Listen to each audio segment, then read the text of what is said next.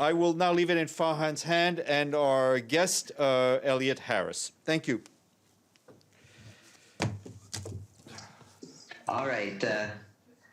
Good afternoon. Let's continue now with the second part of our program, where we're joined by the Chief Economist of the UN, Elliott Harris, who's here to brief you on a new system of natural capital accounting called the System of Environmental Economic Accounting.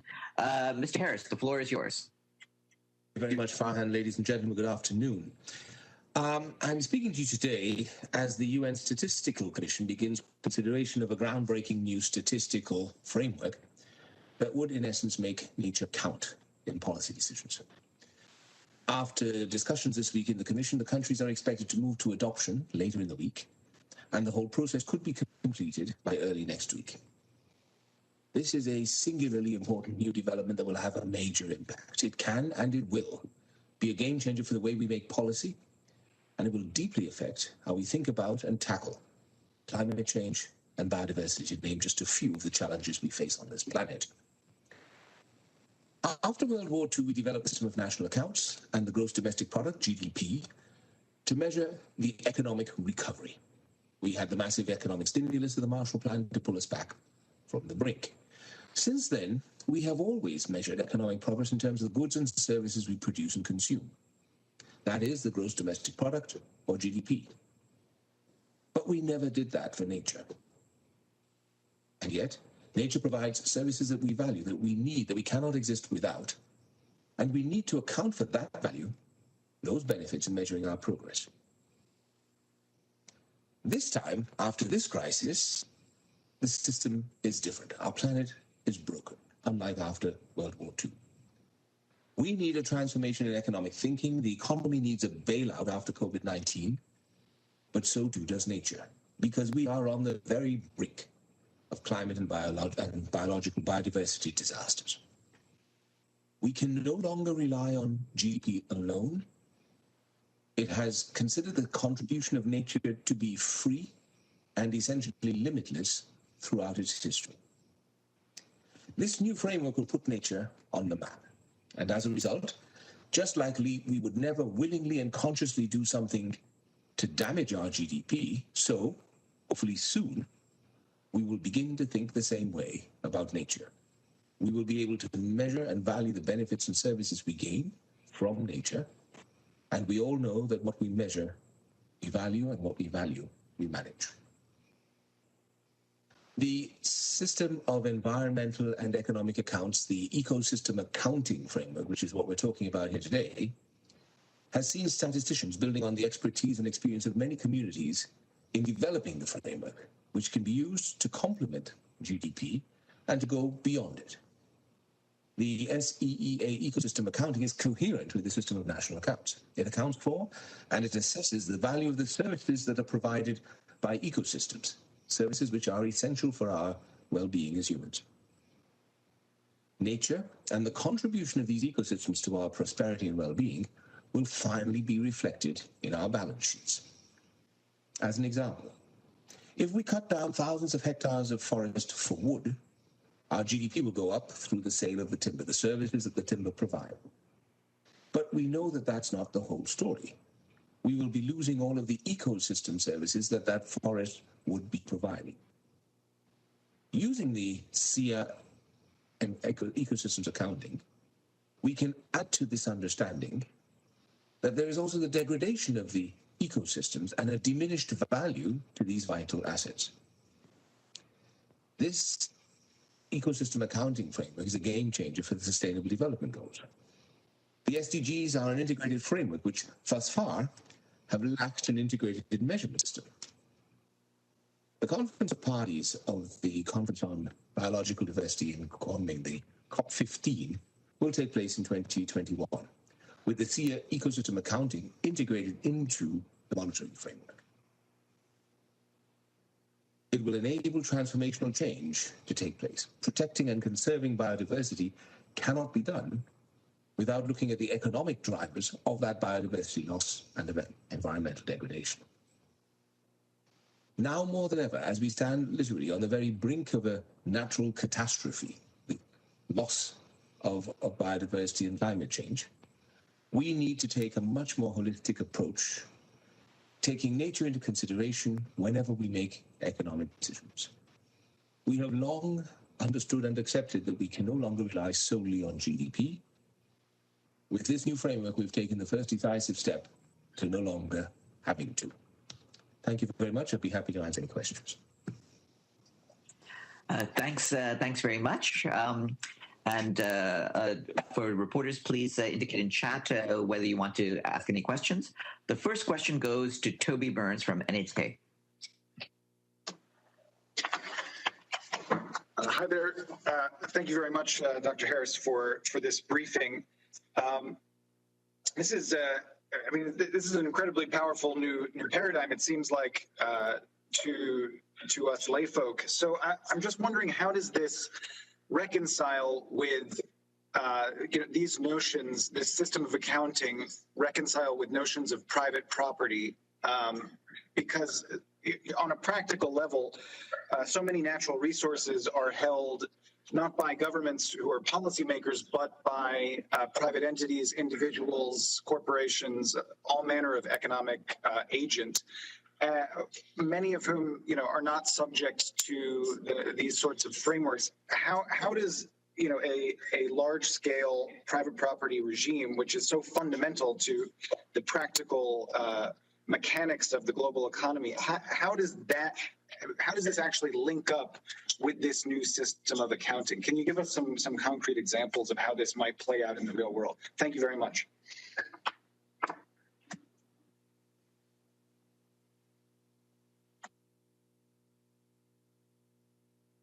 Good or a service, only then can you assign a market value to it. Now, what we're talking about here is assigning a value to the services that nature provides to us, the ecosystem services. For example, a healthy forest that helps us to purify water, managing the whole hydrological cycle. All of us benefit from that service, although none of us may own the forest.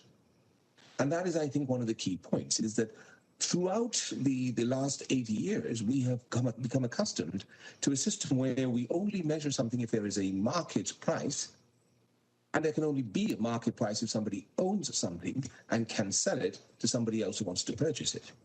But we are not talking here about assigning a market price to nature so that it can be bought and sold. That is far from what we are considering here. What we want to do is assign a value to it, a value that reflects the benefits that we draw from nature, so that when we conduct ourselves, we do economic activities, we take into account whether those activities have a positive or a negative effect on those benefits that we draw from nature. And that example I gave earlier about cutting down the trees to be able to sell the timber, that is a perfectly logical, perfectly acceptable economic activity, but we have never been able to take into account the fact that we lose all the ecosystem services that the healthy standing forest provides. Now we will be able to, and that may change the calculation behind whether it is an economically sensible thing to cut down the entire forest and lose those ecosystem services. That is what we will be able to do now with this new system. And just one follow-up, if I may. So it sounds like you're appealing to a sort of objective or like a priori notion, not to turn this into a college seminar, but like an objective notion of value distinct from a market or an exchange value. Is that a widely accepted methodology? No, it is not. And let me interrupt you there. It is not distinct from an exchange value, by no means. We're assigning a value to it as if it were something to be exchanged, we would be thinking about what our value would be. But I want to stress here, beyond any doubt, there is absolutely no intent here to start making a market of nature. What we want is for us to be able, on the same basis of comparison, to see that when we do certain things for legitimate economic reasons, we may be having an effect on nature that is not as strongly positive as the economic effect of that activity. And if we can take that into account, then we realize that what looked to be an optimal economic activity before actually is way suboptimal, because it's generating all these losses of benefits and costs that we will have to confront sometime in the future at much greater cost than if we prevent the losses and damage from happening now. We now will understand the scope of the damage we're doing, and we can act in a considerate and rational way to reduce that damage. That is the point behind this. Thanks. Next question comes from Joe Klein, and after him will be Ibtisam Azam. Yes. Could you explain in layman's terms the methodology by which you would assign a value to nature and the transfers, if you will, of wealth from nature? And secondly, how would you account for a natural phenomenon, let's say like an earthquake, a tsunami, as in terms of the costs that it imposes, on human activity and perhaps a reduction to the GDP as a result? Could you just elaborate on that? Thank you. Joe, I will not try to explain in layman's terms the methodology. That would cause more confusion than it would serve. Our colleagues in the statistical department have put together a nice brochure on the approach that we're taking here. That will be available on the website. I can't try to summarize that in 2 minutes here in terms of a soundbite. I wouldn't do justice to it, and would probably, as I say, sow more confusion than I would solve. Now, to the second question on how would we account for the damage that might happen from a natural disaster, well, this is exactly what we will be able to do for the very, very first time. We might have a tsunami that comes in and destroys our city, but we can put a price on that because we have a price for what it costs to build the city in the first place. But that tsunami would also destroy some of the natural habitat around us, the cleanness of the rivers. It might strip away some of the vegetation on a mountainside. And because we understand for the first time the types of services that we are getting from having a healthy environment around us, for the first time we'll be able to appreciate and to assess how much we would lose if for some reason, tsunami or otherwise, we lose those services that are being provided right now that we don't even take into explicit account. You know? Now, that is not to say that there's a price tag that we're assessing to it, but we will be able to understand what types of services are being lost, and we will be able to put a value to that so that when we look at what our overall product is in our society, we can see that as a result of this natural catastrophe, we are less well off today than we were before the catastrophe, and the basis for our future prosperity has also been damaged. We will be able to assess that. And that is most important when we're thinking not about the natural disasters that we may not be able to anticipate or prevent, but when we think about all of our human activity that we know is causing a problem. Because now we can start to assess the size of the problem. We can start to see exactly what this kind of behavior is or activity is costing us now, and what it will continue to cost us in the future, because we will see the types of ecosystem services that are being destroyed or hindered or degraded, and we can assess how that reduces the value of those services that we usually would benefit from. I hope that makes it a little clearer. Thanks. And the next question is from Ibtisam Azam. Ibtisam. Yes. Thank you, Farhan. Thank you for the briefing. I have two questions. Would this translate on the work of international financial organizations like the World Bank or any other similar organizations? And then also, would it have also any effect on the stock market and the way companies on the stock market are evaluated, whether the way they conduct their businesses, etc.? Thank you. Thank you very much. Excellent questions, both.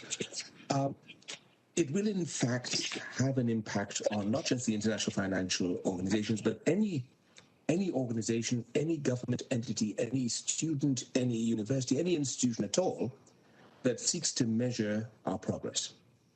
Because one of the things that we do when we calculate GDPs, we understand how much we've been able to generate value from the production and consumption of goods and services.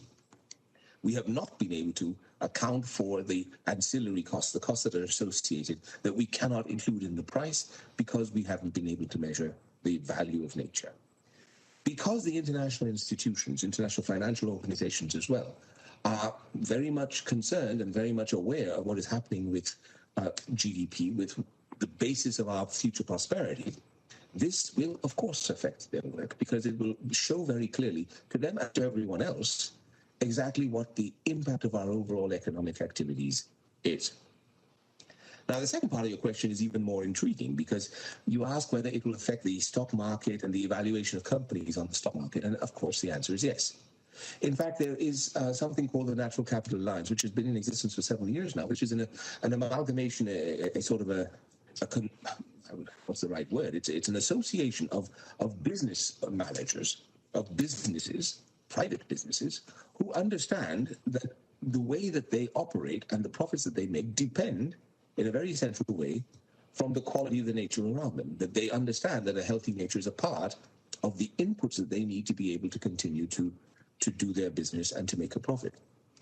More and more, we find that businesses are trying to integrate into their models of management what we call ESG factors, environmental, social, and governance factors, understanding that when they manage those factors, they improve the management of their overall enterprise, and they will position themselves to continue making profit on a far more sustainable footing much longer into the future than if they ignore their ESG footprint. And I think this is starting to find itself reflected more and more on financial markets. We see more and more companies making an effort to report on their ESG experience. Why? Because the investors are demanding that. The investors understand very clearly, if a company is managing itself sustainably, that company is going to be around making a profit for much longer than a company that is blissfully unaware that it might be operating itself into a hole. And they are asking for that information up front as a part of their decision-making on where to put their investment dollars. And so, yes, we see a situation now where we are finally bringing the overall official accounting system into a place where it can contribute to something that is already underway in the private sector, which is the sustainability agenda is starting to become a part of the way people do business. People are understanding more and more that sustainability is not just good for business, it is actually good business. This is a step in that direction on the data side as well. Okay. I have a question from Daniela Chiretti, who unfortunately seems to be having problems with her connection. She asks, what happens after Friday if countries will adopt it? How does it work? Does every country have to adopt it? And when could we have countries calculating their GDP considering natural capital? What will happen when it is adopted is that we will have an agreed framework around which countries will make their changes in the data that they compile and collect and the information that they integrate into the system of national accounts. It will allow us, as I say, to bring in for the first time a valuation of nature and make that a part of the calculation of the change in value that we measure through GDP. Because GDP is a flow concept. It's about the goods and services that we produce and consume in a given period of time. We will also now be able to measure changes in the stock of natural capital to a certain extent, and that then will feed into our calculation of the overall product of the site. Now, of course, it's not going to be entirely comprehensive from day one after adoption. Many countries will still have to gear up their statistical systems and national statistical offices to be able to collect the information that they will need. But with the adoption of this framework, we will know what information has to be collected in order to calculate the values, and we will know how those values will be brought into the system of national accounts. It also allows countries, especially in the developing world, to understand where the gaps might be in their statistical apparatus, so that they know what they have to improve or strengthen in order to be able to collect the information that they need to do this kind of accounting. So yes, it'll be a transition period, but what it will establish is that standard, that baseline, from which all countries then with a single methodology will be able to move ahead and come to valuations that can be compared across countries and over time. And that's, I think, it's so important that it will actually change the way we think about the basis of our future prosperity. Thanks. And I have a follow-up question from Joe Klein. And I think that may be the last question for this press conference. Yes, thank you. The way you initially described this, it looks like you're looking at this from a macroeconomic level, GDP level.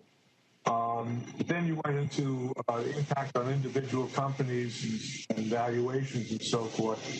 So is this in part geared to, I guess, what economists would call internalizing an externality? In other words, that our human activities have in the past imposed certain costs on society but have not been given a value for cost purposes, tax policies, et cetera. Is part of the purpose here to try to quantify and internalize some of these costs? For example, taxes, on carbon and so forth. You've extended it way beyond where you should have gone. I think you were quite right to talk about internalizing the externalities. That's precisely the thing that has me so excited about this.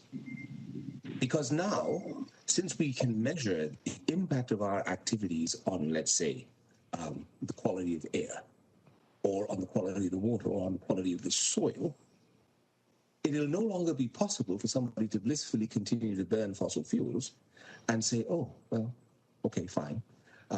The cost is what it costs me to get it out of the ground, refine it, and get it to the pump.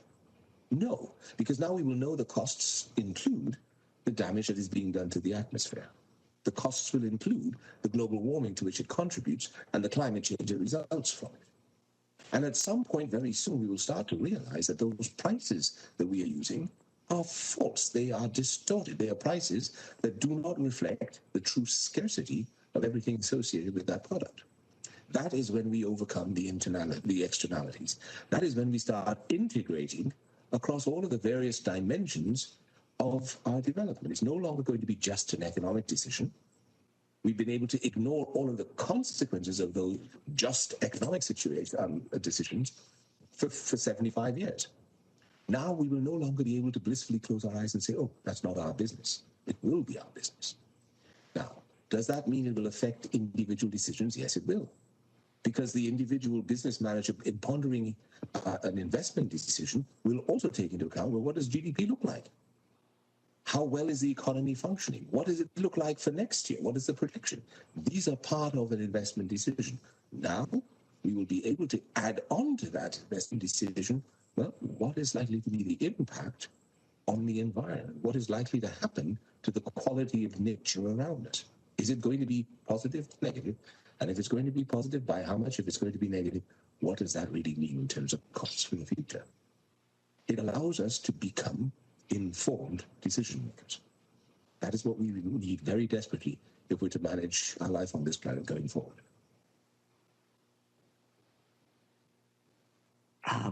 Thanks. I believe we have completed our round of questions. So I'd like to thank once again Elliott Harris. It's always a pleasure to see you, even if virtually. And thanks for that really informative briefing.